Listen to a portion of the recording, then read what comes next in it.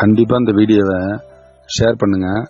நீங்கள் பார்க்குற இந்த இடத்துல நீங்கள் என்ன கோரிக்கை வைக்கிறீங்களோ, கல்யாணம் ஆகலை, குழந்தை பாக்கியம் இல்லை, வீட்டில் பிரச்சனை, நிலம் வாங்கணும், பிள்ளைங்க நல்லா படிக்கணும் அப்படின்னு என்ன வேண்டுதல் வைக்கிறோமோ அது அத்தனையும் நடக்கும்.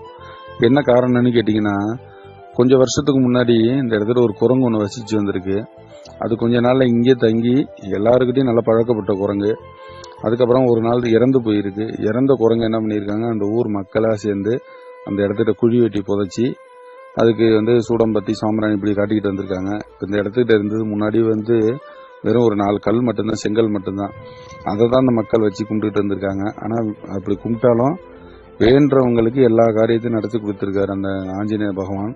அதனால பார்த்தீங்கன்னா வருஷத்தில் வர எல்லா டிசம்பர் மாதம் 31 இந்த இடத்துக்கிட்ட பூஜைகள் கோலாகலமாக நடக்கும். அன்னதானங்கள்லாம் சிறப்பான முறையில் நடக்கும். இது நாள் வரை வெறும் தரையில் இருந்த சுவாமி இன்னைக்கு செட்டு போட்டு நம்ம சிலையாக வாங்கியிருக்கோம்.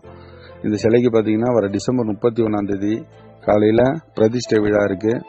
வீடியோ பார்க்குற நீங்கள் கண்டிப்பாக வாங்க. திசைத்தொகுப்பு பக்கத்தில் இருக்குது. கண்டிப்பாக வாங்க. ஃபோன் பண்ணுங்கள் இந்த நம்பருக்கு. உங்களால் முடிஞ்ச உதவிகள் பண்ணுங்கள். டிசம்பர் 31 காலையில் பிரதிஷ்டை விழா.